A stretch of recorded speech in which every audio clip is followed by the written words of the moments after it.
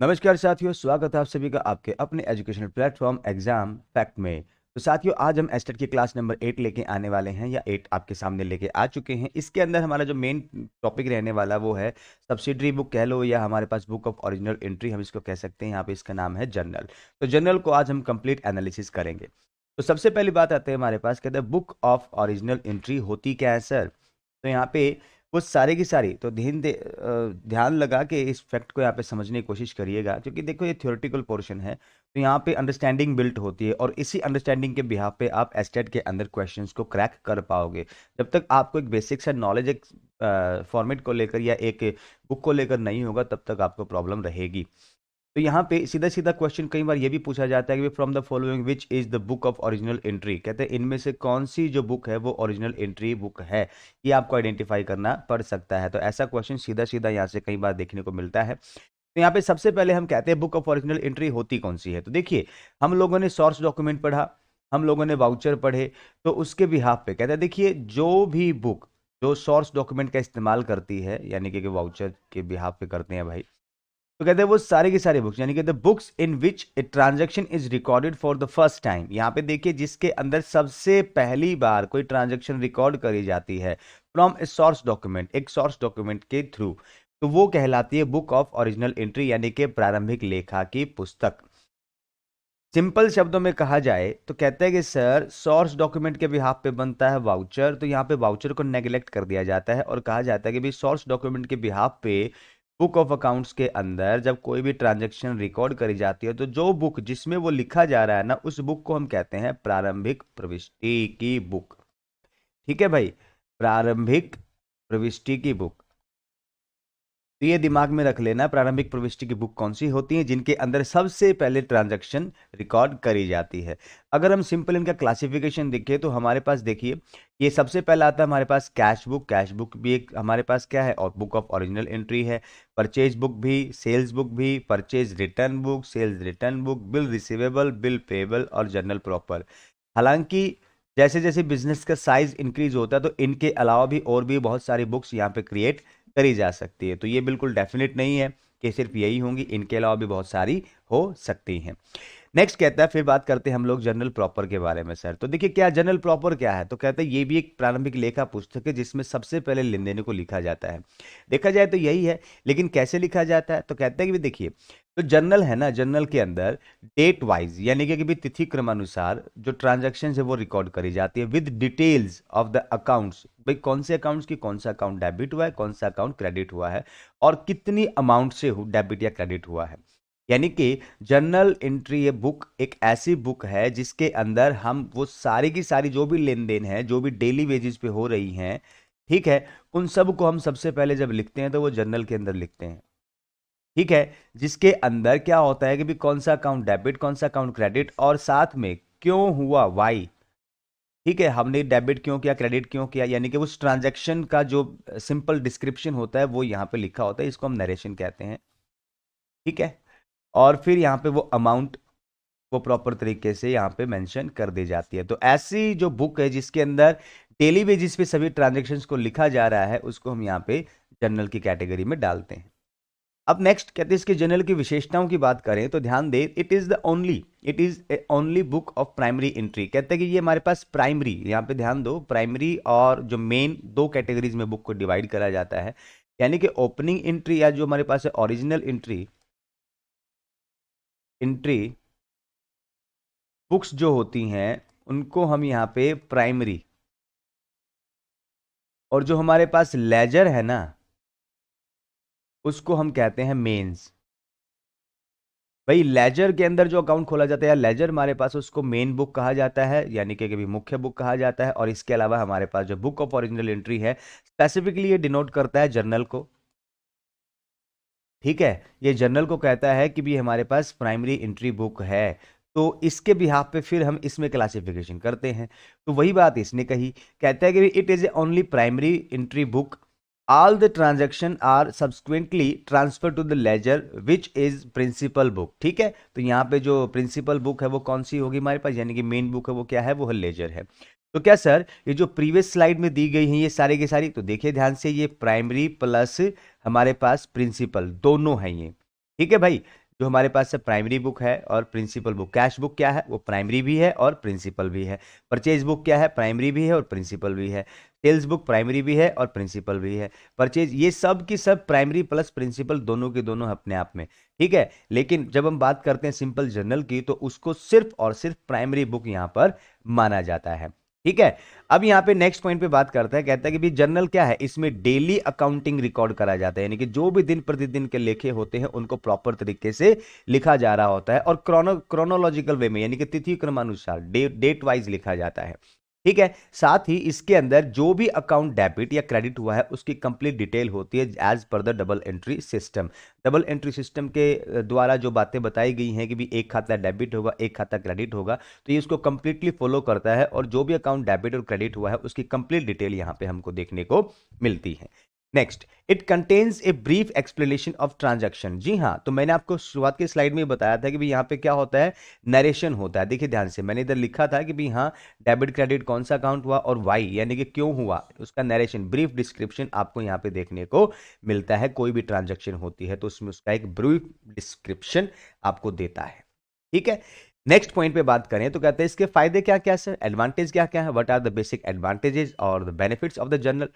तो यहाँ पे सबसे पहला तो जो लेन देन है ना भाई, वो बिल्कुल डे टू डे लिखे जाते हैं। तो यहाँ पे जो लिखने से, यानी कि कई बार क्या होता है कि भी कोई पर्टिकुलर ट्रांजेक्शन लिखने से ही छूट जाती है, तो इसके चांसेस है ना बहुत ज्यादा कम हो जाते हैं, ठीक है भाई। लेस चांसेस हैं कि आप किसी भी ट्रांजैक्शन को बुक ऑफ अकाउंट्स में एंट्री करने से भूल जाएं, क्योंकि हर चीज बिल्कुल सीक्वेंस में प्रॉपर तरीके से होती है, तो वहां पे भूलने के चांसेस लगभग ना के बराबर है। और हाँ, फिर भी इंसान अभी गलती का पुतला है, कभी कभी कुछ छूट भी जाए तो उससे कोई इशू नहीं, क्योंकि बाद में उसको आइडेंटिफाई किया जा सकता है। Next, because of the chronological way it is easy to locate a particular transaction when required, क्योंकि इसमें जो भी ट्रांजेक्शन है ना वो प्रॉपरली डेट वाइज लिखे जाते हैं। तो जब भी हमको जरूरत पड़ती है क्रॉस चेक करना है या और किसी ट्रांजेक्शन का, मान लीजिए भाई कोई किसी लेजर के अंदर कोई ट्रांजेक्शन लिखी है, उसकी अमाउंट में या उसमें कुछ डाउट अगर होता है, तो हम उसको इजीली किससे, जर्नल एंट्री से, ठीक है, क्या कर सकते हैं, क्रॉस चेक कर सकते हैं। क्योंकि पता है ना उस डेट में ट्रांजैक्शन लिखी, तो उस डेट की जर्नल को निकालेंगे और वहां से आइडेंटिफाई कर लेंगे कि हाँ यहाँ पे कोई डाउट है, तो उसको क्लियर किया जा सकता है। अब क्या होता है नेक्स्ट पॉइंट पे, कहते हैं it facilitate us in recording the transaction in ledger. कहते हैं ये हमको है ना लेजर में ट्रांजैक्शंस को रिकॉर्ड करने में काफी हेल्प करता है, क्योंकि सारी डिटेल्स हमारे जर्नल के अंदर मौजूद होती है, और उसके बिहाफ पे ही हमको क्या करना है, उसको लेजर में क्लासिफाई करना होता है। क्योंकि इसके अंदर कौन सा अकाउंट डेबिट होगा और कौन सा अकाउंट क्रेडिट होगा, इसकी डिटेल पहले से ही लिखी होती है। तो यहाँ पे सीधा अकाउंटेंट को तो सिर्फ जो अकाउंट डेबिट हुआ है उसको ओपन करके उसको डेबिट कर देना है, जो अकाउंट क्रेडिट हुआ है उसको ओपन करके उसको क्रेडिट कर देना है। नेक्स्ट, फिर कहते हैं it facilitates cross checking of the ledger. But जी हाँ, आपको पहले बताया ना, अगर कोई डाउट होता है तो उसको इजीली क्रॉस चेक किया जा सकता है। भाई मान लीजिए आपका ट्रायल बैलेंस है, उसका मैचिंग नहीं हो रहा, मिलान नहीं हो रहा, तो उसकी गलती को फाइंड आउट करने के लिए हम कहाँ पे जाएंगे, सीधा पहले जर्नल में जाएंगे, एक एक ट्रांजेक्शन को मैच करके देखेंगे कि भी सारी लिखी हुई है कि नहीं लिखी हुई है। और अगर कोई भी गड़बड़ हो, कोई भूल की होगी, भाई गलती से कुछ लिखा नहीं गया, तो उसको इजीली यहाँ पे हम फाइंड आउट कर सकते हैं। या कोई अमाउंट गलत लिखी गई है तो उसको जर्नल से इजीली हम लोग ठीक कर सकते हैं। नेक्स्ट, इसकी कुछ कमियां भी हैं, लिमिटेशंस भी हैं। तो पहली लिमिटेशन होती है, it is not possible to record all the transaction in journal when the number of transaction is large. अब यहाँ पे कहते हैं कि जो बड़े साइज के ऑर्गेनाइजेशन होते हैं ना भाई, उसमें जो ट्रांजैक्शन है ना वो हजारों में होती है, थाउजेंड्स में होती है। अब थाउजेंड्स में यहाँ पे सिर्फ लिमिट नहीं बना रहा हूं मैं, क्योंकि इसके अलावा और भी बहुत सारी यहाँ पे लाखों में ट्रांजैक्शन भी हो सकती हैं। अब एक ही बुक के अंदर सभी ट्रांजैक्शन को रिकॉर्ड करना, यानी कि दिन में एक बंदा सारा दिन लगा रहेगा पागलों के जैसे उसमें रिकॉर्ड करेगा, और शाम को फिर दूसरा बंदा उसको क्लासीफाई करेगा। तो ऐसे तो मतलब जो है कि टाइम कंज्यूमिंग प्रोसेस बन जाता है। तो इसके लिए क्या करा जाता है फिर, इसके लिए हम यहाँ पे अलग अलग बुक्स, यानी कि हर एक ट्रांजैक्शन के लिए या हर एक तरह के ट्रांजैक्शन के लिए एक अलग से बुक बना लेते हैं। तो इससे टाइम बच जाता है, लेकिन सारी की सारी ट्रांजैक्शन को फिर जर्नल में लिख पाना तो पॉसिबल नहीं हो पाता, क्योंकि ये टाइम कंज्यूमिंग प्रोसेस होता है, बहुत ज़्यादा लेबर इसके अंदर लगता है, ठीक है। तो छोटे बिजनेस के लिए जर्नल प्रॉपर रखना या जर्नल करना बहुत ज़्यादा आसान होता है, जहाँ पर संख्या है कुछ थोड़ी सी ट्रांजैक्शंस की। नेक्स्ट पे बात करते हैं, कहते हैं कि भाई जो ट्रांजैक्शन, कहते हैं कि when the transactions are repetitive in nature, कहते हैं जब ट्रांजैक्शन बार बार हो रही हैं, तो हमको क्या करना होगा, उनको बार बार लिखना पड़ेगा, क्योंकि हमको तो यहाँ पे क्रोनोलॉजिकल वे में डाटा तैयार करना है। अब एक ही व्यक्ति के साथ दिन में 5 बार सेल परचेज हुई है हमारी, तो उसको 5 बार अलग अलग समय पर लिखना पड़ेगा। तो ऐसा करने से हमारे को ज़्यादा मेहनत लगेगी, ज़्यादा लेबर लगेगी, और ये कॉस्ट इफेक्टिव नहीं रहने वाला, क्योंकि कागज़ भी तो ज़्यादा खर्च होगा, हमारा एफर्ट भी लगेंगे। ठीक है, और टाइम कंज्यूमिंग प्रोसेस हो जाएगी, तो ये भी इसकी कमी बन जाती है। नेक्स्ट कहता है कि भी it does not provide the required information on prompt basis. भी जो भी हमको इन्फॉर्मेशन चाहिए ये हमको तुरंत नहीं दे सकता। ऐसा क्यों? क्योंकि बहुत ज़्यादा बल्की होता है, बहुत ज़्यादा भारी होता है। हमको यहाँ पे चीज़ें एकदम से, मान लीजिए मैं एकदम से जानना चाहता हूँ, बताओ हमारे डेटर कितने हैं, तो ये एकदम से आंसर नहीं करेगा। क्यों? क्योंकि वो तो डेट वाइज लिखे हुए हैं। हमको यहाँ पे 1 से लेकर जो भी है 30 तक के हर दिन की ट्रांजेक्शन को आइडेंटिफाई करना होगा, अलग अलग पेजेस पे जाना होगा, और हर पेज पे जो डेटर है उनको अलग से टोटल करना होगा, तो तब तक तो बात गड़बड़ हो जाएगी। तो इसके समाधान के लिए फिर क्या किया जाता है, इसके लिए हमारे पास अलग से हम लोग परचेज बुक बना लेते हैं, जो हमारे डेटर्स को शो करता है। ठीक है, तो जनरल प्रॉपर हमको जो इन्फॉर्मेशन चाहिए वो एकदम से हमको नहीं दे सकता, उसमें टाइम लगता है। नेक्स्ट, फिर usually we maintain cash book, कि भाई क्योंकि सामान्य रूप से हम लोग कैश बुक को अलग से प्रिपेयर कर लेते हैं, तो इसीलिए ये कैश बुक के बैलेंस को भी शो नहीं कर पाएगा, क्योंकि कैश की एंट्री तो इसके अंदर होएगी ही नहीं ना। तो जब कैश की एंट्री इसके अंदर होएगी नहीं, या परचेज बुक है कोई भी किसी भी चीज को लगा लो, उसकी एंट्री इसके अंदर होएगी नहीं, तो इनका टोटल कैसे शो कर देगा ये? तो ये थोड़ी सी प्रॉब्लम इसकी है, या लिमिटेशंस कह ले आप। ऐसे सीधे सीधे क्वेश्चन कई बार पूछे जा सकते हैं, from the following which is not the limitation of journal, या which is the limitation of journal. ये हमारे पास ध्यान में रखने वाली बात है। अभी लिमिटेशंस वगैरह को थ्योरेटिकल पोर्शन है, तो थोड़ा सा दिमाग लगा के एनालिसिस करके आप इसको इजीली, क्योंकि आपने पहले थोड़ा बहुत इसको पढ़ा है, तो उसके अकॉर्डिंग आप इसको इजीली आंसर कर सकते हो। नेक्स्ट, फिर बारी आती है फॉर्मेट ऑफ जर्नल। तो देखिए यहाँ पे 5 कॉलम्स आपको देखने को मिलेंगे, फर्स्ट, सेकंड, थर्ड, फोर्थ और फिफ्थ। ये 5 कॉलम आपको देखने को मिलेंगे। पहले कॉलम में तो आपको यहाँ पे डेट मेंशन करी है कि पर्टिकुलर ट्रांजैक्शन किस डेट पे हुई है। दूसरे के अंदर कौन सा अकाउंट यहाँ पे डेबिट हुआ है। मान लीजिए मैं कहता हूं कि भी हमने राम को 5,000 रुपए दिए। अब यहाँ पे राम को 5,000 रुपए दिए जा रहे हैं, तो हम क्या करेंगे, किसको दिए जा रहे हैं, हम कह देंगे राम। अब पर्सनल अकाउंट है, तो यहाँ पे अकाउंट टर्म का इस्तेमाल करना नेसेसरी नहीं है, लेकिन फिर भी आपकी सहूलियत के लिए मैं इसको यहाँ पे, हाँ ध्यान दे, नेसेसरी नहीं है, ये नहीं ऑब्लिगेशन नहीं है कि लगाना ही नहीं, आप लगाओ या मत लगाओ। ठीक है, अगर मैं यहाँ पे अकाउंट टर्म का इस्तेमाल ही नहीं करता तो राम अकाउंट डेबिट या राम डेबिट, तो बात वही है। ठीक है, मैंने अपनी सहूलियत के लिए इसको अकाउंट टर्म का इस्तेमाल इधर कर लिया, राम अकाउंट डेबिट, और नीचे टू, क्या, मान लीजिए उसने क्या कैश दिया है ना हमने, ठीक है, राम को 5,000 रुपए दिए, तो हमने क्या करा, टू कैश अकाउंट। अब कौन सा अकाउंट डेबिट हुआ है पता है ना, राम का, तो ये पर्टिकुलर के अंदर मेंशन होता है। और कौन सा अकाउंट क्रेडिट हुआ है पता है ना, क्रेडिट। ठीक है, तो ये हमारे पास राम का अकाउंट डेबिट करके हम लोगों ने 5,000 यहाँ पे डाल दिए, और 5,000 रुपए यहाँ पे डाल दिए, तो इस तरीके से। और साथ में हम इसकी जो डिटेल है वो कैसे रखेंगे, पेड टू राम, ये बन गया इसका डिस्क्रिप्शन। ठीक है, ये डिस्क्रिप्शन कह लो या नरेशन कह लो, ये हमारे पास कहते हैं ना ब्रीफ डिस्क्रिप्शन मिलता है, तो वो यही मिलता है। इस नरेशन को ही ब्रीफ डिस्क्रिप्शन कहा जाता है, और उसके बाद फिर लगा दी जाती है इसके नीचे लाइन। ठीक है, हर एक जर्नल एंट्री के बाद एक लाइन यहाँ पे लगाई जाती है। बोले सर लेजर फोलियो क्या होता है, कहता है जब इस ट्रांजैक्शन को हम लोग लेजर में ट्रांसफर करेंगे, तो लेजर में कितने नंबर पेज पर लिखा है, इसको मान लीजिए लेजर में 7 नंबर पेज पर लिखा हुआ है, तो यहाँ पे हम लोग तब लेजर फोलियो यानी कि लेजर नंबर, लेजर का पेज नंबर यहाँ पे डाल देंगे।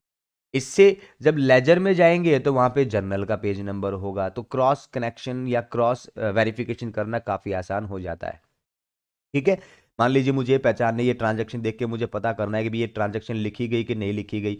अगर लिखी गई होगी तो यहाँ पर 7 लिखा होगा। अगर अगर कोई ट्रांजैक्शन ट्रांसफर नहीं हुई, अभी तक लेजर के अंदर भेजी नहीं गई, तो उसका ये कॉलम खाली मिलेगा, जिससे हम इजीली पहचान पाएंगे कि हाँ ये ट्रांजैक्शन लिखने से रह गई है। और अगर लिखी भी गई है तो हम क्या करेंगे, उस पर्टिकुलर पेज पे जाएंगे, वहां पे देखेंगे कि हाँ अमाउंट और जो डिटेल है वो प्रॉपर तरीके से लिखी है कि नहीं लिखी। ठीक है भाई, इस तरीके से हम लोग यहाँ पे काम कर सकते हैं।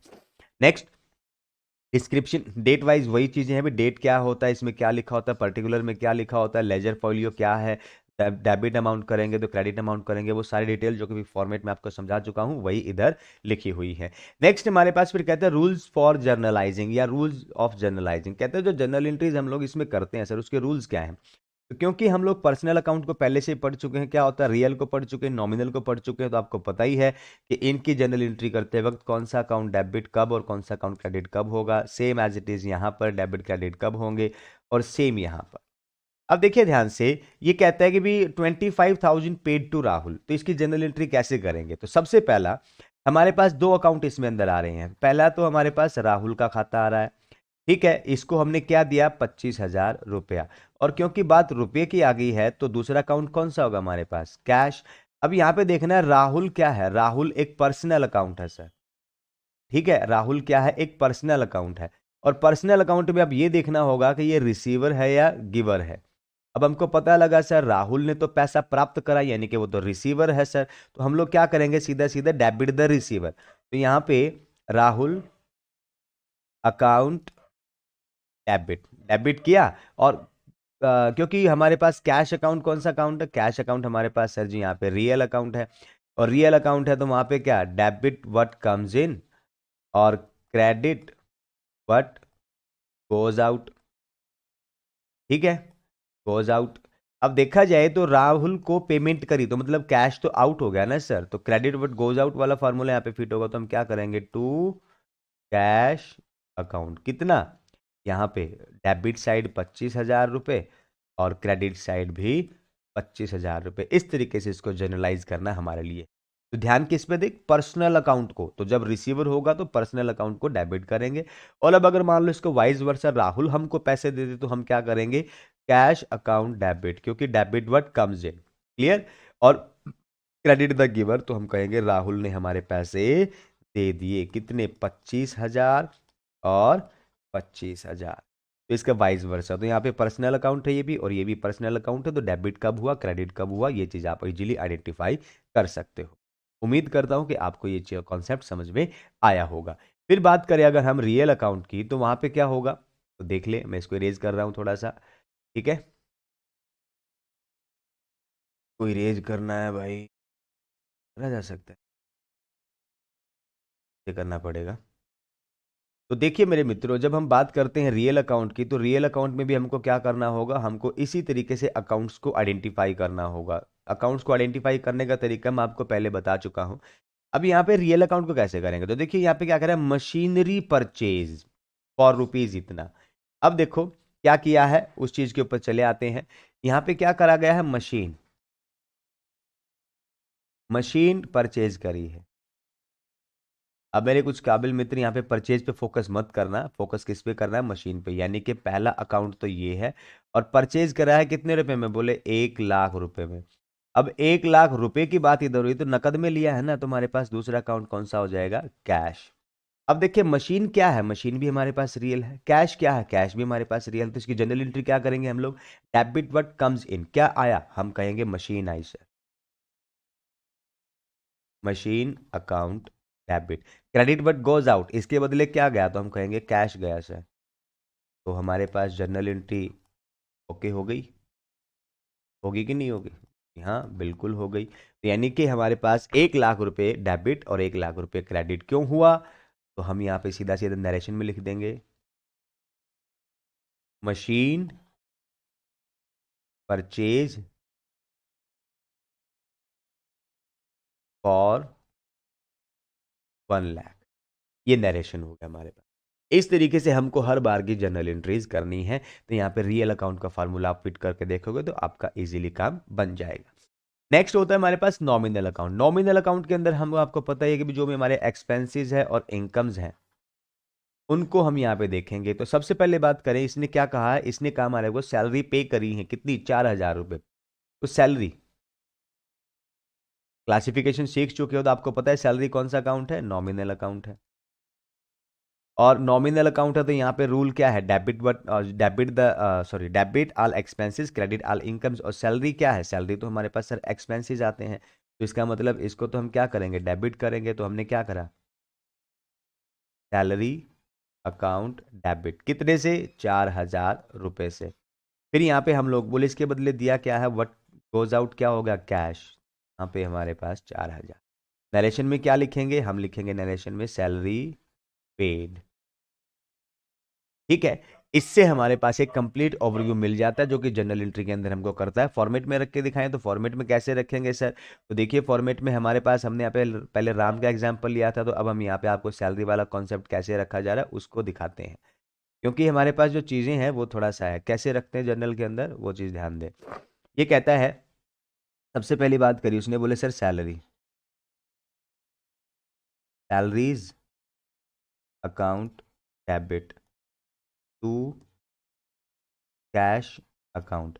अब सैलरी अकाउंट डेबिट तो क्या करा मैंने यहाँ पे 4,000 रुपये, और कैश अकाउंट में यहाँ पे 4,000 रुपये। नरेशन में क्या लिखेंगे? नरेशन में same as it is, salaries paid, ठीक है, और फिर लाइन। इस तरीके से जनरल एंट्री करनी है। जब इसको ट्रांसफर करेंगे लेजर के अंदर तो यहाँ पे लेजर फाइल नंबर आ जाएगा, अभी कितने नंबर पेज पे, ठीक है, पेज नंबर ऑफ लेजर, फिर लेजर का पेज नंबर इसके अंदर मेंशन कर देंगे, और यहाँ पे होता है डेट, सपोज करेंगे आज की डेट हमारे पास है 18, तो यहाँ पे आज ही हुआ है तो 18/10/2023, ठीक है। ये हमारे पास प्रॉपर तरीके से इसकी डेट मेंशन कर दी जाती। आई होप कि आपको यहाँ तक कॉन्सेप्ट समझ में आ गया होगा। अब हम आगे चलते हैं। वो कहता है सर जी कंपाउंड एंट्री। देखिए अभी तक हम लोगों ने जो जनरल एंट्री करी ना, उसमें एक अकाउंट डेबिट किया हम लोगों ने और एक अकाउंट को क्रेडिट किया है। क्या हो अगर एक से ज्यादा अकाउंट डेबिट हो एक साथ, ठीक है, और एक से ज्यादा अकाउंट क्रेडिट हो, तो उस एंट्री को हम लोग कहते हैं कंपाउंड एंट्री। कहते हैं व्हेन टू और more transactions related to one particular account take place on the same day. जब एक ही दिन में एक अकाउंट से रिलेटेड एक दो या दो से ज्यादा ट्रांजैक्शन मौजूद होती है, तो उनको एक ही जनरल एंट्री में हम लोग निपटा लेते हैं, ठीक है। मान लीजिए एक ही टाइम के ऊपर हम लोगों ने क्या करा, इधर हम लोगों ने सेल्स भी कर दिया, सॉरी रेंट भी पे कर दिया, हम लोगों ने सैलरी भी पे कर दी, और हम लोगों ने कोई और दूसरा खर्चा भी कर दिया। मान लीजिए वेजेस की बात करते हैं, तो यहाँ पे ध्यान दें, हम लोगों ने सैलरी दे दी, हम लोगों ने वेजेस दे दिया, हम लोगों ने रेंट दे दिया, तो सब के सब किस में गए होंगे? सबके सब सर जी कैश फॉर्म में गए होंगे ना हमारे पास। तो 3 अकाउंट डेबिट और नीचे कर देंगे टू कैश। तो यहाँ पे मान लो कि भी 700 रुपये की सैलरी दी है, 1,000 रुपये की वेजेस दी हैं, और 1,000 रुपये का हमारे पास रेंट हो गया, तो टोटल कितने? 2,700 रुपये हमारे कैश से चले गए। तो यहाँ पे देखो एक से ज़्यादा अकाउंट डेबिट हो रहे कि नहीं हो रहे, और कोई एक अकाउंट क्रेडिट, ठीक है। अब ऐसा भी हो सकता है कि भी एक से ज़्यादा अकाउंट डेबिट और एक से ज़्यादा ही अकाउंट क्रेडिट भी हो, ठीक है। तो ऐसी फीचर अगर कहीं आपको मिले तो समझ लीजिए वो क्या है, कंपाउंड जर्नल एंट्री, हिंदी में कहें तो मिश्रित प्रविष्टि, ठीक है। यहाँ पे क्या होता है कि भी आपको ध्यान दें कि भी ऐसे क्वेश्चन देखने को मिलते हैं कि भी identify the compound journal entry, तो वहां पे वो कह देगा कि भी एक खाता डेबिट एक खाता क्रेडिट, एक से ज्यादा खाता डेबिट एक से ज्यादा खाता क्रेडिट, एक से ज्यादा खाता डेबिट एक एक अकाउंट क्रेडिट, एक से ज्यादा अकाउंट जो है भी हमारे पास, या ऑल ऑफ द अबव। ऐसा इस तरीके से क्वेश्चन आपको देखने को मिल सकता है, और ये पहले क्वेश्चन पेपर में आया भी है। नेक्स्ट, ओपनिंग एंट्री, बहुत one of the most favourite topic of the HTET. यहाँ पे क्या कहता है भाई, देखिए ओपनिंग एंट्री क्या होती है। तो at the beginning of each year, हर साल के शुरुआत में हमको क्या करना होता है, बिजनेस को नई बुक्स की शुरुआत करनी होती है, ठीक है। और जो पिछले साल के जो क्लोजिंग बैलेंस थे ना, उन सभी को हमने कैरी फॉरवर्ड करना होता है इन नई बुक्स के अंदर, यानी कि पिछली बुक्स को क्लोज कर देना है और नई बुक्स को ओपन करना है। तो पिछली बुक्स का जो बैलेंस है उनको नई बुक्स में ट्रांसफर करने के लिए जो जर्नल एंट्री करी जाती है, उसी को हम यहाँ पे ओरिजिनल या और सॉरी हमारे पास ओपनिंग एंट्री कहते हैं भाई, ठीक है। क्या कहते हैं? ओपनिंग एंट्री कहते हैं। ये ध्यान में रखें वो कैसे होती है। तो देखिए मान ली और ये चीज ध्यान में रखें, कहते हैं कि भी जो भी हमारे पास ओपनिंग एंट्री होती है ना भाई, वो हमारी किसकी होती है? सामान्य तौर से वो हमारे पर्सनल अकाउंट्स और रियल अकाउंट्स का बैलेंस ही होता है, ठीक है। पर्सनल और रियल अकाउंट का बैलेंस होता है, ये ध्यान में रखें अपना, और उन्हीं को हम यहाँ पे ओपनिंग एंट्री करते हैं, क्योंकि एक्सपेंसेस को तो प्रॉफिट एंड लॉस में ट्रांसफर करके खत्म कर चुका होगा हमें। अब बचेगा क्या हमारे पास? किनके बैलेंस को आगे फॉरवर्ड करेंगे? सिर्फ पर्सनल अकाउंट्स और रियल अकाउंट्स के बैलेंस को ही हम आगे कैरी फॉरवर्ड करेंगे, बाकियों को तो प्रॉफिट एंड लॉस में पिछले साल ही खत्म कर दिया गया होगा, ठीक है। अब यहाँ पे कहता है कि भी देखिए सर, जो भी पुरानी बुक्स हैं उनके बैलेंसेस को हम लोगों ने ट्रांसफर करना है। तो हमको वो क्वेश्चन में दे देगा कि भी वो कह देगा भी from the following which is the opening entry, तो आपको कुछ बैलेंस दे देगा। इधर मान लीजिए वो कैपिटल का बैलेंस दे दे, क्रेडिटर का बैलेंस दे दे। अब ये दोनों तो हो गए हमारे पास क्या, पर्सनल अकाउंट। इसके अलावा वो हमारे को असेट्स दे दे। तो हमने क्या कर लेना है इसकी एंट्री के अंदर, तो हम करेंगे असेट्स अकाउंट डेबिट और टू क्रेडिटर और टू कैपिटल। इस तरीके से हम लोग ये ओपनिंग एंट्री करेंगे। हर बार ये ऐसा ही होता है। हाँ, इनके बीच में अगर कोई डिफरेंस है, मान लो कि भी कैपिटल नहीं दे रखी हमको, ठीक है, कैपिटल नहीं दे रखी, तो क्रेडिटर क्रेडिटर दे रखा है, तो अब असेट्स में से जब क्रेडिटर माइनस होंगे तो कैपिटल अपने आप निकल के आ जाएगी, तो उसकी अमाउंट इन दोनों का बैलेंस ही रहने वाला है। तो ये चीज ध्यान में रखें। तो ओपनिंग एंट्री होप करता हूं आपको समझ में आ गया होगा। अब बात करता है क्लोजिंग एंट्री। तो भाई जो पिछले साल हम लोगों ने कहते हैं इन्हीं क्लोजिंग एंट्री के बिहाफ पे तो ओपनिंग एंट्री होगी। तो ध्यान दें, कहता है at the end of the year we need to close all the accounts in ledger, कि भी हमको सारे के सारे अकाउंट्स को क्लोज करना होगा। The closing entry normally related to goods, income and expenditure. अब यहाँ पे ध्यान दें, क्लोजिंग एंट्री नॉर्मली हमारे पास गुड्स से, सामान से, इनकम और एक्सपेंडिचर से रिलेटेड होती है। We don't create any closing entry regarding these accounts. कौन से को जो हमारे पास है कि भाई जो इनकम है, एक्सपेंडिचर है, इनसे रिलेटेड, या सिंपल सी बात है यार, इधर थोड़ा सा रिटर्न में कॉमे का फर्क पड़ गया है। ध्यान में रखें कि हमारे पास अकाउंट्स है personal, real, nominal. Personal account के लिए हम क्लोजिंग एंट्री करते हैं, ठीक है। रियल अकाउंट के लिए हम लोग क्लोजिंग एंट्री करते हैं, और नॉमिनल को क्लोज करने के लिए हम क्या करते हैं कि उन्हीं अकाउंट्स के अंदर क्या करते हैं, टू बैलेंस जो हमारे पास है कैरी डाउन, या फिर बाई बैलेंस कैरी डाउन। यानी कि उनके बैलेंसेस को हम लोग यहाँ पे जर्नल एंट्री के रूप में नहीं शो करते। इन दोनों के जो क्लोजिंग बैलेंस है उनको जर्नल एंट्री में हम लोगों ने दिखाना होगा। क्योंकि पिछली स्लाइड पे हम लोगों ने देखा है कि मैंने क्या करा, असेट्स और लाइबिलिटीज। अब लाइबिलिटी कौन सी अकाउंट होते हैं, पर्सनल। असेट्स कौन सी होती है, रियल, ठीक है। ऐसी कोई भी इनकम वो तभी इस जर्नल एंट्री के रूप में दिखाई जाएगी जो रिसीव ना हुई हो। कौन सी इनकम बन गई हो, एक्यूर्ड इनकम बन गई हो। एक्यूर्ड इनकम, तो उनको हम लोग यहाँ पे दिखाएंगे। या फिर हमारे पास जो है कि भी outstanding liability,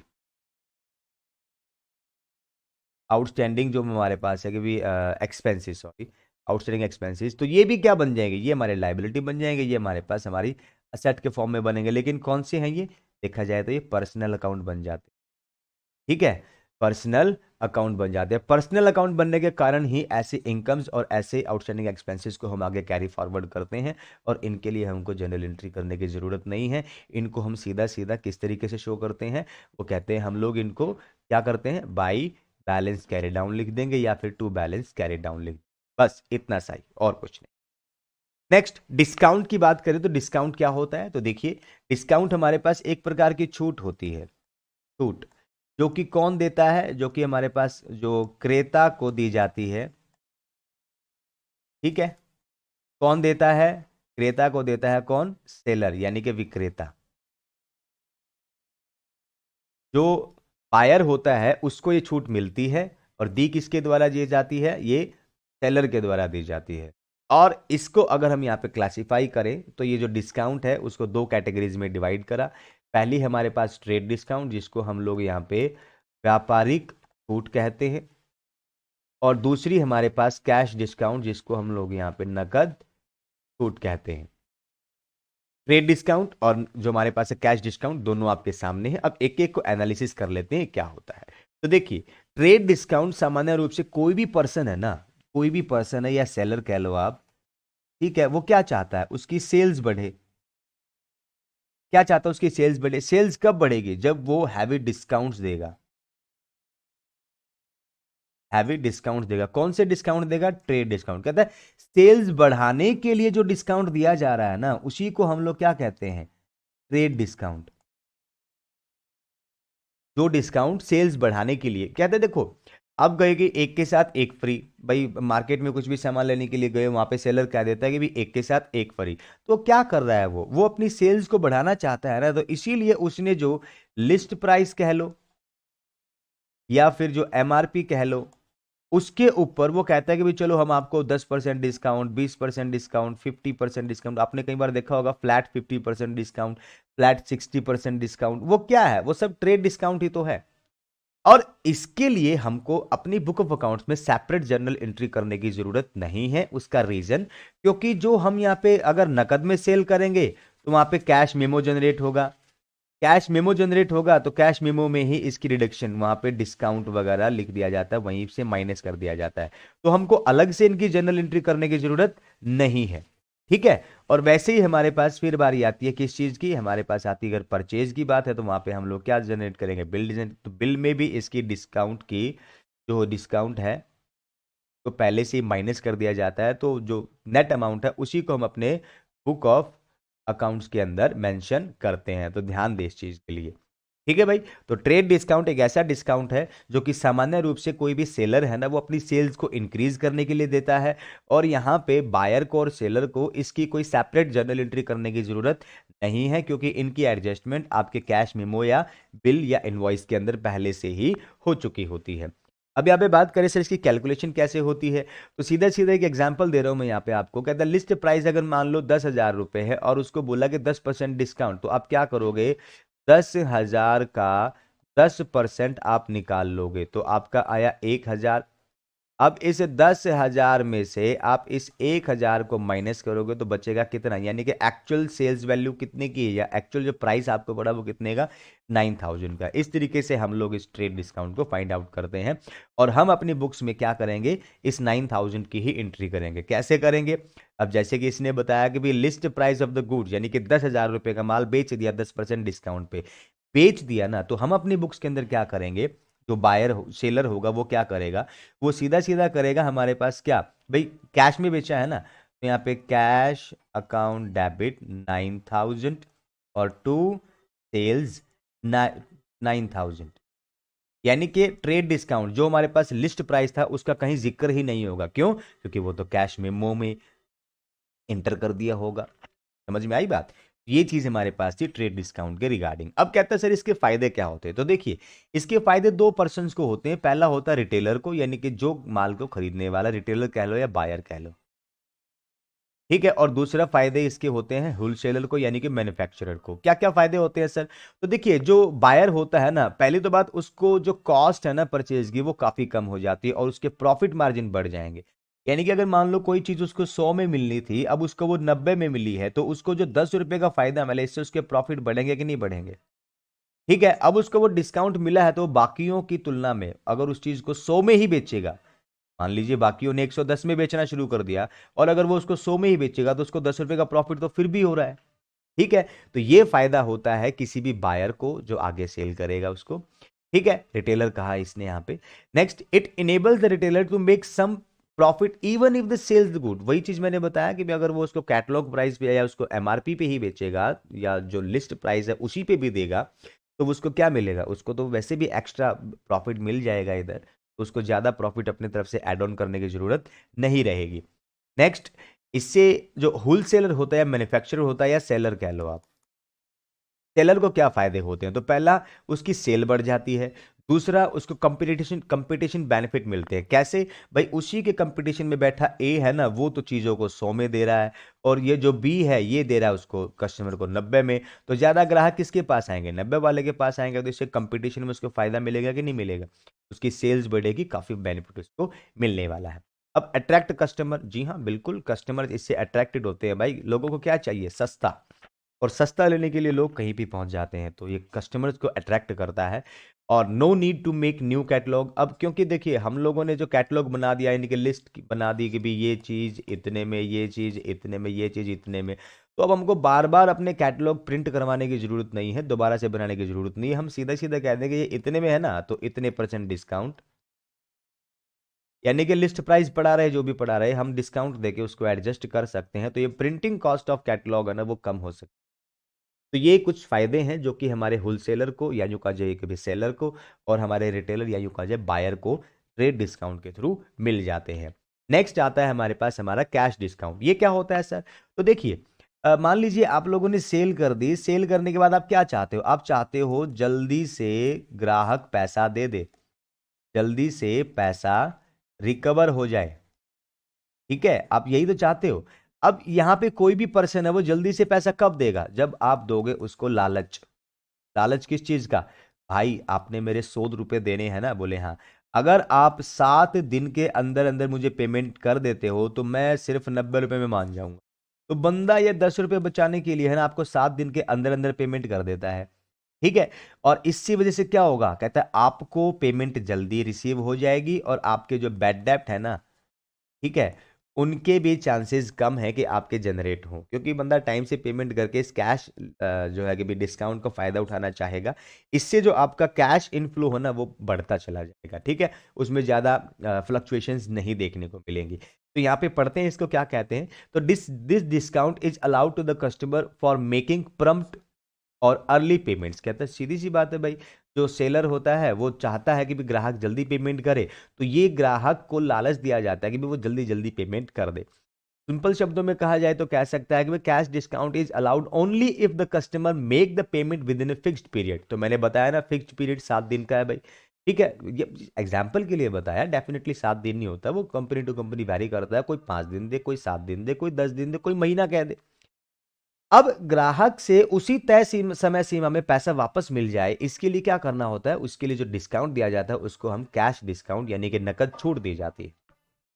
next, we have to make journal entry in the जो है discount is this discount because discount is allowed at the time of payment. अब क्योंकि देखिए ये जो डिस्काउंट है ना, ये सेल्स टाइम पे नहीं दिया गया, ये कब दिया जा रहा है? जब पेमेंट ली जा रही होती है।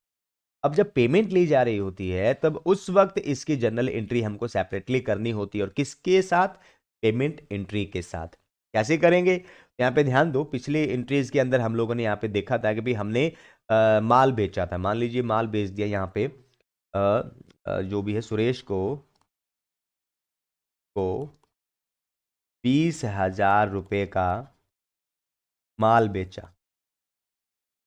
Sold goods to Suresh for ₹20,000। बेच दिया, तो बेचने पे क्या एंट्री हुई हमारे पास? सीधा सीधा Suresh account debit to sales. कितना? 20,000 रुपए। मैंने उधर 2 लिख दिया, एक जीरो बढ़ा देते हैं उधर। तो 20,000 रुपए और 20,000 रुपए। जब पेमेंट की बात आई तो हमने कहा भाई सुरेश, हम तेरे को 10% डिस्काउंट दे देते हैं अगर आप ये पेमेंट जो है ना 10 दिन के अंदर अंदर कर देते हो। अब सुरेश ने क्या करा? वो पेमेंट 9 दिन में ही कर दी। कितने दिन में कर दी? 9 दिन में कर दी। तो हमने क्या करना होगा? हमने उसके ऊपर यहाँ पे 10% का डिस्काउंट देना होगा, यानी कि 20,000 का 10% कितना? 2,000 बन गया। यानी कि असल में हमको कितने रुपए रिसीव होंगे? हमको 18,000। तो जब पैसा रिसीव होगा हम क्या करेंगे? हम करेंगे कैश अकाउंट डेबिट। कितना? 18,000। और किसने दिए हैं? तो कहता है सुरेश ने। तो यहाँ पे हम अमाउंट लिखेंगे 20,000 रुपए के। कितने की? 20 की, क्योंकि सुरेश के अकाउंट को तो 20 से क्रेडिट करना पड़ेगा ना।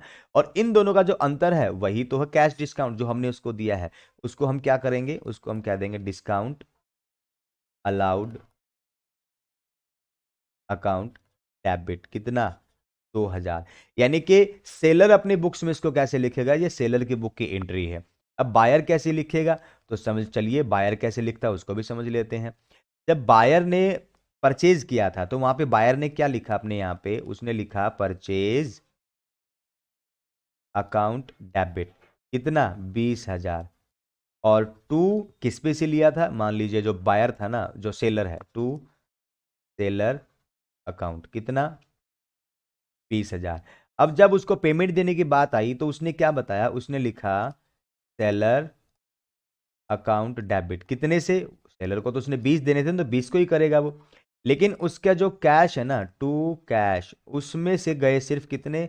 18,000। तो जो बचे 2,000 उसको क्या हुआ? वो कहता है discount received account to discount received account 2,000। यानी कि जो 2,000 कस्टमर को मिले उसके लिए तो वो फायदा, और जो सेलर ने दिए उसके लिए वो नुकसान। नुकसान है तो एक्सपेंसेस वाली कैटेगरी तो डेबिट कर दिया, और इनकम है तो आपको पता है नॉमिनल में क्रेडिट ऑल इनकम्स की बात करते हैं। उम्मीद करता हूं यहां तक आपको सब कुछ समझ में आ गया होगा। अब यहाँ पे कैश डिस्काउंट के फायदे क्या क्या हैं, तो वापस फिर से जो सेलर होता है उसको क्या फायदे हैं और जो बायर होता है उसको क्या फायदे हैं। सबसे पहला सेलर को है ना भाई, जो कैश की रिकवरी है ना वो जल्दी हो जाती है, उसके कैश फ्लो इंप्रूव हो जाते हैं, और उसके जो बैड डेट्स की कैटेगरी या बैड डेट्स का जो ऑप्शन होता है ना, बैड डेट्स की जो प्रॉब्लम होती है उसको उसको छुटकारा मिल जाता है, वो काफी कम हो जाती है, क्योंकि हर कोई पर्सन चाहता है यार टाइम से पेमेंट करके फायदा उठाओ, लालची होते हैं ना। Next, to the buyer, buyer को क्या फायदे, उसको यहाँ पे लॉस्ट को होती है, कॉस्ट लॉस्ट आ गया है, उसको जो कीमतें है ना वो सस्ती पड़ जाती हैं, उसको कीमतें सस्ती पड़ जाती हैं। ठीक है भाई, यानी कि हमारे पास जो चीजें हैं ना उसके लिए सस्ती, जहां पर कहीं उसको 100 रुपये में मिलनी थी अब उसको 10 रुपये का कैश डिस्काउंट मिल गया तो उसको चीजें सिर्फ कितने में, 90 में मिली, तो उसके लिए कॉस्ट कम हो जाती है, कम कीमतों पे चीजें मिल जाती है। साथ में जब वो टाइम से पेमेंट करता है ना तो उसकी जो रेपुटेशन है वो इंक्रीज हो जाती है। ठीक है, रेपुटेशन क्या हो जाती है, इंक्रीज हो जाती है। ये बड़ा जबरदस्त फायदा मिलता है अगर आप टाइम से पेमेंट करते हो तो, क्योंकि हर कोई फिर उस पर्सन को उधार देने से हिचकता नहीं, बोले टाइमली पेमेंट कर देता है भाई। और आपको पता ही है, आप अपनी लाइफ में रेगुलर देखते हो कि भी जिस दुकानदार के पास उधार में सामान लेने के लिए जाते हो, अगर आप टाइम से पेमेंट करते हो तो वो तुरंत निकाल के सामान आपको पकड़ा देगा, और अगर आप टाइम पे पेमेंट नहीं करते तो इससे आपकी रेपुटेशन डिक्रीज हो जाती है और वो कई बार सामान देने से आपको मना भी कर देता है। हमने कई बार इस एग्जाम्पल को देखा हुआ है, कई बार हमारे साथ नहीं होता है ऐसा, कभी आप इसको वैसे वे में लेके चले, लेकिन हाँ हमारे यहाँ पे क्या हुआ कि कुछ एक किराएदार रहते थे, बेचारे किसी दिहाड़ी मजदूरी के रूप में काम कर रहे थे इधर, वो ठेकेदार के थ्रू, ये बोलते हैं ना जो कंस्ट्रक्शन वर्कर होते हैं, तो ठेकेदार उनको पेमेंट जो है ना टाइम पे नहीं देता था। बंदे की नीयत ठीक खराब नहीं थी, बंदे की नीयत ठीक थी, लेकिन जो ठेकेदार था वो उनको पेमेंट टाइम पे नहीं देता था। अब ठेकेदार पेमेंट नहीं देगा तो जो बंदा है, जो मजदूर है, वो भुगतान कहाँ से देगा, तो इश्यू था यहाँ पे। दुकानदार को तो क्या मतलब है कि पेमेंट मिले तेरे को ना मिले, हमको तो क्या चाहिए, हमको तो अपना माल बेचने के बाद पेमेंट चाहिए। तो उसने क्या करा, उसको बेचारे मजदूर को है ना, वो तेल लेने के लिए आया था मार्केट, तो उसने उसको मना कर दिया, बोले नहीं नहीं पहले पेमेंट बाद में वो। अरे मदर इंडिया फिल्म देखी होगी यार, वहां पे भी ऐसा होता है, कई बार देखने को मिलता है भाई। नेक्स्ट कहता है रिबेट, तो कहते हैं it is also reduction in the value of the goods. Rebate, rebate भी एक तरीके की छूट होती है भाई, ध्यान दो, हिंदी में तो इसको छूट ही बोलते हैं लेकिन इंग्लिश में इसको रिबेट बोला जाता है। छूट, रिबेट, डिस्काउंट क्या चीज है सर। तो देखिए कई बार क्या होता है कि आप लोगों को, मान लीजिए कोई सामान आपने मार्केट से खरीदा, ठीक है, आपने कोई सामान मार्केट से खरीदा, लेकिन वो सामान है ना वो टूटा मिला या फिर खराब मिला, या ऐसा मिला कि भी यूज कर सकते हैं लेकिन अप्रोप्रिएट क्वालिटी नहीं मिली, तो तब आप उस सामान को वापस दुकानदार को वापस करने जाते हो, तो दुकानदार कहता है चल यार तू रख ले यार, तू 2 रुपए कम दे दिए, 20 रुपए कम दे दिए, तू 50 रुपए कम दे दिए। यानी कि इन शॉर्ट वो दुकानदार आपको वो चीजें सस्ती करके चिपका रहा है, यानी कि यहाँ पे वो डिस्काउंट नहीं है, वो कैश डिस्काउंट या ट्रेड डिस्काउंट नहीं दे रहा, यहाँ पे वो डिस्काउंट जो दिया जा रहा है सेलर की तरफ से वो मजबूरी में दिया जा रहा डिस्काउंट है, क्योंकि अगर उसने ये डिस्काउंट यहाँ पे नहीं दिया तो उसका वो माल बिना बिके ही रह जाएगा। और कई बार आपने देखा होगा सेल लगाते हैं लोग, सेल, वो भी ऐसा ही होता है, कैसे देखिए ध्यान से। तो कहते हैं it is also reduction in the value of the goods sold allowed by the seller. कहता है बेची हुई वस्तुओं की कीमतों में करी गई जो कीमत है ना वो भी एक तरह का हमारे पास रिबेट है। ठीक है, एक तरह का डिस्काउंट ही है ये भी। अब ये क्यों दिया जाता है, लेकिन ये अदर अदर रीजन से दिया जाता है, उस दो रीजन मैं आपको बता चुका हूं। कहता है these deductions is allowed for inferior quality goods, कहता है कि भी घटिया क्वालिटी की वस्तुओं के लिए, और या फिर goods being not as per the specification, कहता है कि भी जो क्वालिटी के अकॉर्डिंग चीजें नहीं होती तो उनके लिए दिया जाता है। कई बार देखा ना, अरे ये तो थोड़ा टूट गया, नहीं तो इतना सस्ता थोड़े ना देता मैं आपको, दुकानदार कई बार आपको ऐसा कहते हुए मिल जाएंगे, और कई बार आपके साथ ऐसा हुआ भी होगा। तो वो जो डिस्काउंट आपको मिल रहा है ना, वो डिस्काउंट आपको यहाँ पे रिबेट की कैटेगरी में डालना चाहिए। ठीक है, अब ये चीज है कि भी रिबेट अगर है तो देखो भाई, क्योंकि ये विक्रय के टाइम पे दिया जाता है तो इसीलिए इसकी एंट्री हम फिर भी करेंगे। ठीक है, क्योंकि देखो ट्रेड डिस्काउंट जब दिया जा रहा था तो उसको तो हम यहाँ पे एंट्री में शामिल नहीं करते क्योंकि कैश मेमो में उसकी एंट्री थी। लेकिन यहां पर जो रिबेट दिया जा रहा है वो विक्रय के साथ भी दिया जा सकता है और बाद में भी दिया जा सकता है, इसीलिए हमको इसकी सेपरेट जर्नल एंट्रीज करनी होती है। विक्रय के साथ दिया जाए या विक्रय के बाद दिया जाए फर्क नहीं पड़ता उस बात से, लेकिन रिबेट को स्पेसिफिकली मेंशन किया जाता है। बोले सर ये विक्रय के साथ यानी कि सेल्स के टाइम पे और यूं कहा जाए सेल्स के बाद में किस तरीके से दिया जा सकता है, तो अभी तो बताया। अगर मान लीजिए कि भी ग्राहक है वो सीधे सीधे चीज लेके चला गया तो विक्रय सेल्स के टाइम पे तो उसको कोई रिबेट नहीं मिला। घर पे जाके उसने चेक करा कि ये तो है ये है या ये है, तो वो माल वापस लिया, वापस लेके आ गया दुकानदार के पास, तो तब दुकानदार उसको जो डिस्काउंट दे रहा है वो रिबेट है। ठीक है, वो क्या हो गया सेल्स के बाद, क्योंकि सेल्स तो हो चुकी थी। अब अगर मान लो सेल्स के टाइम पे ही किसी कस्टमर ने चीज को एनालिसिस कर लिया और फिर देखा नहीं भी ये टूटा हुआ ये मैं नहीं लूंगा, या ये खराब लग रहा है मुझे, या ये क्वालिटी ठीक नहीं लग रही, तो दुकानदार उसी वक्त क्या कहता है, कोई बात नहीं यार, तो 50-100 रुपये कम दे देना। तो ये सेल्स पर भी दिया जा सकता है और ये हमारे पास सेल्स के बाद भी दिया जा सकता है। तो इसीलिए इसकी जनरल एंट्री करनी पड़ती है। इसकी जनरल एंट्री कैसे करेंगे, जैसे अभी अभी हम लोगों ने कैश डिस्काउंट की करी, कैसे, तो यहाँ पे देखो जब हमने कैश डिस्काउंट की करी थी तो यहाँ पे इस डिस्काउंट अलाउड की जगह पे ना हम लोग बस क्या कर देंगे, चीजें वही है सेम टू सेम, बस क्या कर देंगे हम उसको रिबेट कर देंगे। बट देनी पड़ती है सेल्स के टाइम पे और पर बाय पेमेंट के टाइम पे, दोनों पे हो सकती है। तो मैं अभी अगर इसको पेमेंट के टाइम पे लूं तो यहाँ पे रिबेट अलाउड। ठीक है, यानी कि सेलर ने अपनी बुक्स में उसको क्या लिखा, 18,000 मिले, 20,000 रुपए का सामान, 20,000 रुपए सुरेश को देने थे और यहाँ पे 2,000 रुपए हमने उसको रिबेट दे दी। ठीक है, सेम वाइस वर्सा अगर पेमेंट के टाइम पे यहाँ पे सेलर बात करेगा तो उसको यहाँ पे डिस्काउंट रिसीव्ड की बजाय क्या दिखाना होगा, उसको यहाँ पे रिबेट दिखानी होगी। क्या दिखाने, टू रिबेट रिसीव्ड। तो ये चीज ध्यान में रखें। उम्मीद करता हूं कि आपको ये कॉन्सेप्ट प्रॉपर तरीके से समझ में आ गया होगा और इसकी जनरल एंट्रीज वगैरह जो भी जैसे करनी है वो भी आपको पल्ले पड़ गई होगी। ठीक है, तो इसी नोट के साथ मेरे साथियों आज के इस लेक्चर को हम देते हैं यहीं पे विराम, मिलते हैं अगले लेक्चर में। और हाँ प्लीज, आज है तारीख कितनी, आज तारीख है 18, तो उम्मीद करता हूं कि शाम तक हमारा इंटरनेट कनेक्शन, नहीं तो कल दोपहर तक हमारा इंटरनेट कनेक्शन पक्का लग जाएगा। उसके बाद मेरे मित्रों मैं आपकी लाइव क्लास लूंगा, तब तक के लिए प्लीज मुझे माफी दें। हाँ इतना जरूर है कि मैं आपका सिलेबस कंप्लीट करूंगा प्रॉपर तरीके से, क्योंकि लाइव क्लासेस के बगैर भाई वीडियो लेक्चर रिकॉर्ड करते और भेजना वो भी तभी पॉसिबल है जब आप इंटरनेट आपके पास अवेलेबल बढ़िया वाला हो। तो अभी हमारा जो इंटरनेट कनेक्शन था वो थोड़ा सा ख़राब चल रहा था, तो हमने अब अपना जो इंटरनेट कनेक्शन उसको बढ़िया स्पीड वाला लगवाना है। तो जियो फाइबर की लाइन गांव में बिछी हुई, उसके कनेक्शन हो रहे हैं, तो आधे गांव में लगभग हो चुका है और हम बाकी के गांव में आ रहे हैं, तो अभी थोड़ा सा टाइम दे, हो सकता है आज शाम तक, नहीं तो कल दोपहर तक हमारा कनेक्शन हमको मिल जाएगा।